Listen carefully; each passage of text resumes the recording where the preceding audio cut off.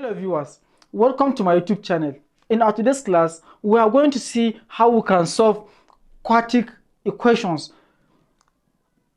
We know that if we are dealing with quadratic equations, we expect two different roots or two different solutions.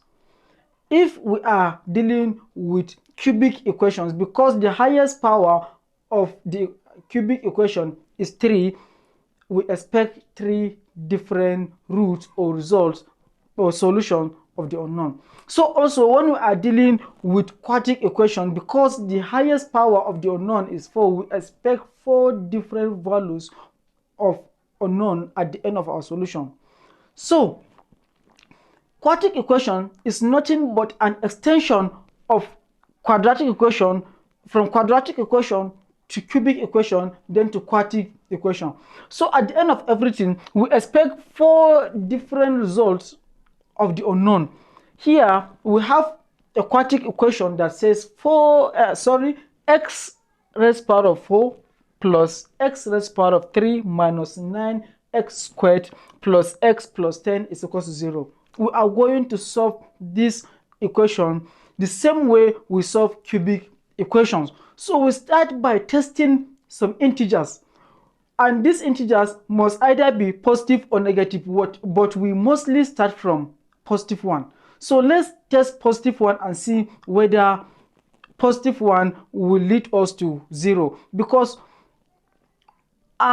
whatever integer that leads us to equals to 0 is going to be one of the root of this particular quartic equations, and this integer we often call it independent variable or independent factor. So let's get started. Solution. Let's find f of 1 and see whether f of 1 is going to give us 0. So we can see that x raised power of 4 is 1.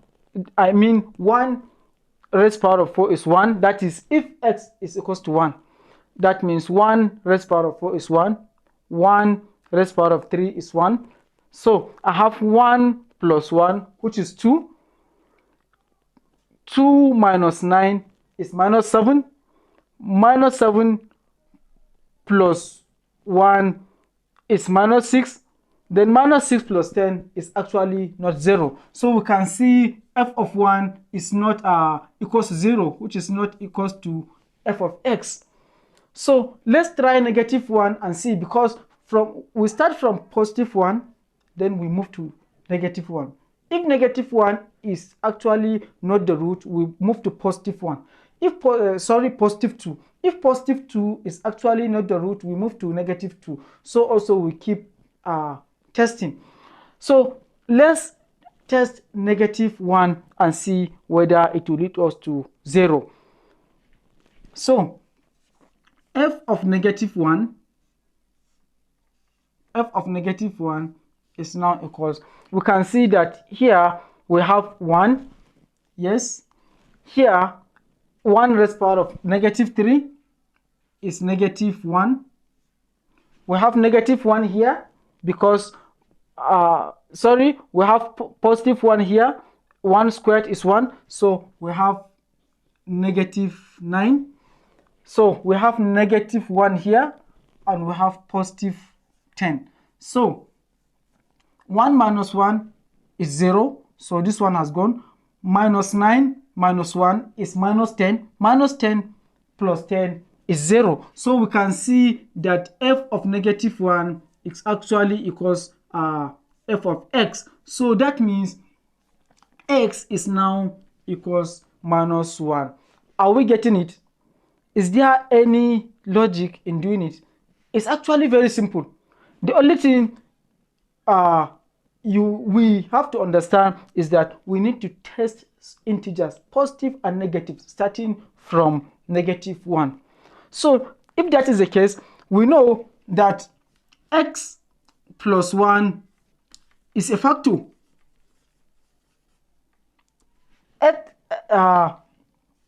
X plus 1 is is a factor of these quartic equations.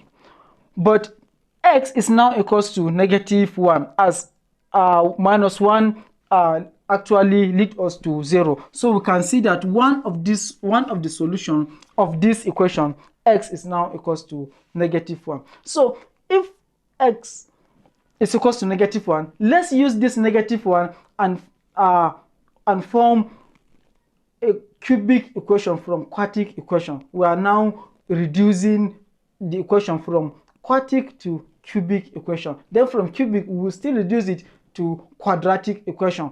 So coming here, let me just divide the board a little. Here will be okay. So let's do like this. So what I'm going to do here, I'm going to pick the respective coefficient in this equation. I'm going to pick the respective coefficient of each term. That means I'm going to pick 1 here. Here I also have 1. Here I have -9. Here I have +1.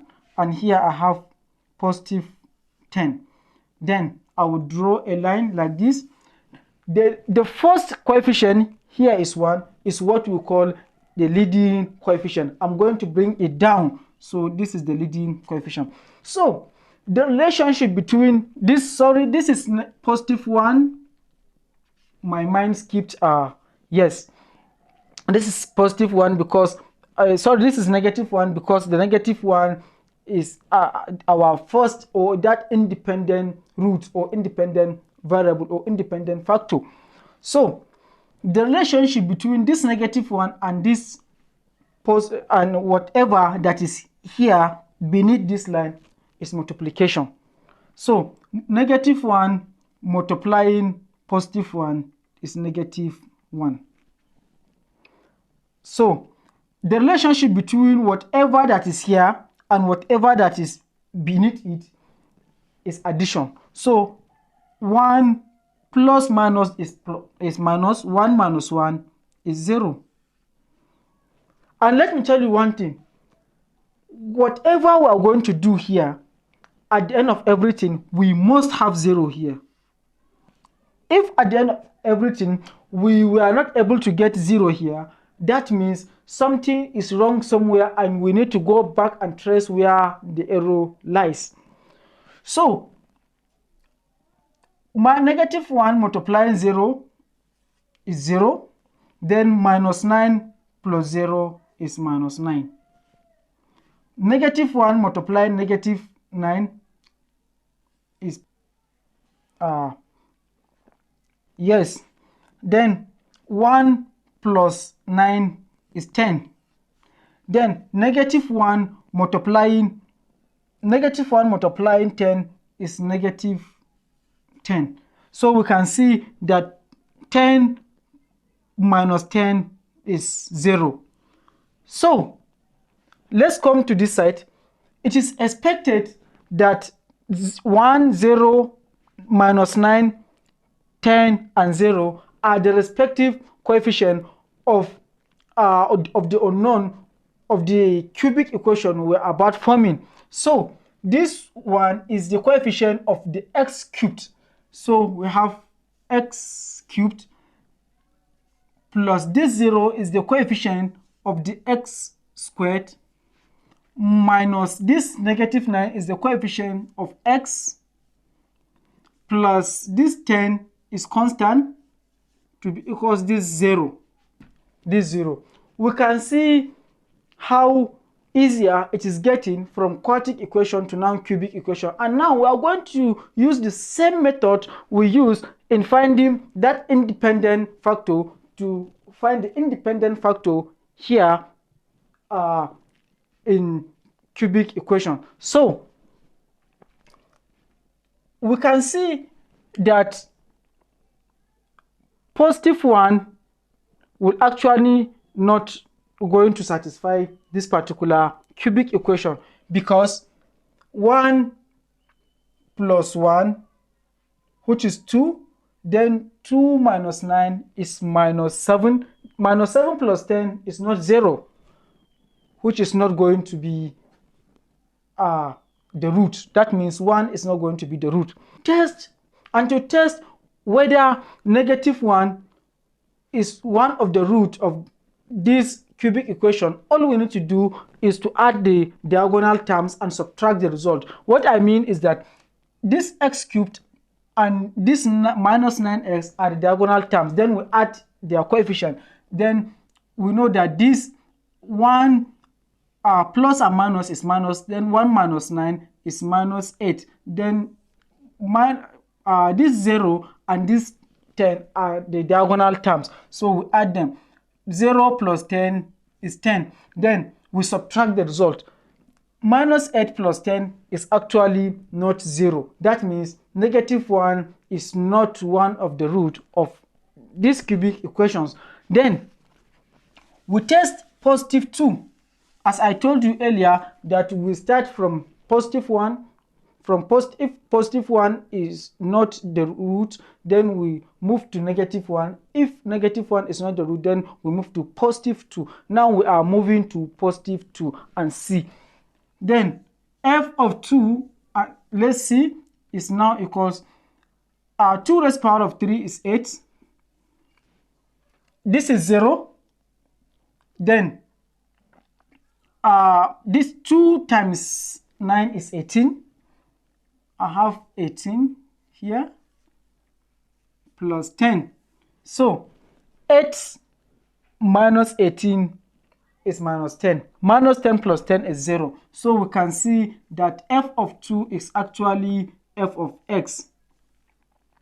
That means x is now equals to 2. That means x minus 2 is one of the factor. X minus 2 is one of the factor. You can see that we've gotten two values of x. X is -1 and x is +2. So, having gotten the value of x to be 2, now we are going to use the same method as in this case to find or to form another equation, and in this case it is quadratic equation. So follow me, let's see how we can do it. Now that, let me do it like this. Now that the value of x is 2, then we are going to use the same thing.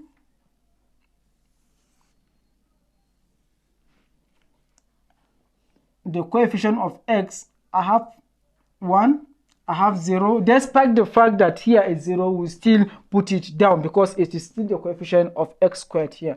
Then I have -9, I have 10. I will still bring down the leading coefficient, and the leading coefficient is 1. I told you that the relationship between these two and whatever that is here is multiplication, and the relationship between this coefficient and whatever beneath them is addition. So 2 times 1 is 2. 0 plus 2 is 2. 2 times 2 is 4. -9 plus 4 is -5. 2 times -5 is -10. And 10 minus 10 is 0. As I told you that our aim is to find 0, to see 0 here.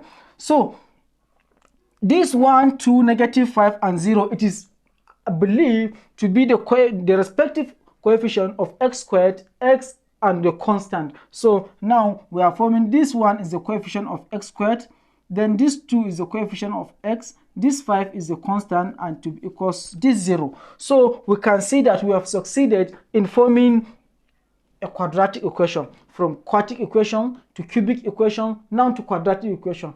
And from this quadratic equation, we can confidently or conveniently solve this equation either by factorization if possible, or by formula. But I would like to go for formula method of solving quadratic equations. So I have x squared plus 2x minus 5 to be equals to 0. So let's use the formula which says x is equals to 5. So x is now going to be minus b, or our b is 2, so I'm going to have minus 2 plus or minus square root of 2 squared is 4 minus 4. Our a is 1 and our c is -5, so this is -5 everything over 2a. So my x is now minus 2 plus or minus square root of 4 times 5 is 20. 20 plus 4 is 24. So I have 24 here all over 2. So this is 2a if I like 2. So x is now equals -2 plus or minus. This is the same thing as 4 times √6, which is everything over 2. So x is now equals -2 plus or minus 2√6 over 2. So x is now equals, after everything, x is now equals -2 plus √6 over 2, or -2 minus 2√6 over 2. So in conclusion, we know that we can actually factor these two out. We can actually factor this out. So what we are going to have here is x is now equals, we can factor this out to be -2 bracket open 1 minus √6, this is over 2, or x is now equals -2 bracket open 1 plus, I'm sorry for the space, over 2. So we know that x is now equals -1 minus √6, or -1 plus √6. So in conclusion, we know that initially we have -1 x to be equals 2, that is this x is equals 1 minus √6, and x is equals, this is -1 plus √6. So these are the 4 different values of x that will satisfy these particular quartic equations. If you find my video useful to you or helpful in any way, don't hesitate to subscribe, because you will never want to miss all our content for any reason. I remain Aliyu Kabir Musa. Bye.